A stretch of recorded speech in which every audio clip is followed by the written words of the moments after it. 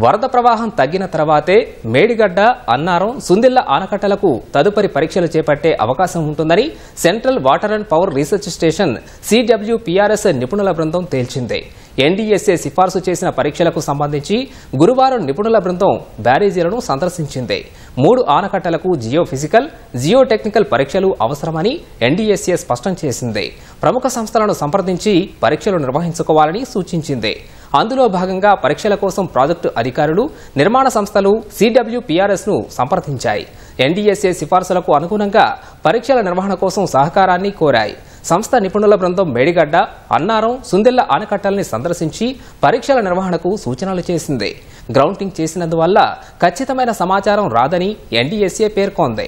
దీంతో ఆనకట్టలకు ఇరువైపులా 60 మీటర్ల దూరంలో బోర్లు వేసి కోర్ నమూనాలను సేకరించాలని నిపుణుల బృందం సూచించినట్లు సమాచారం.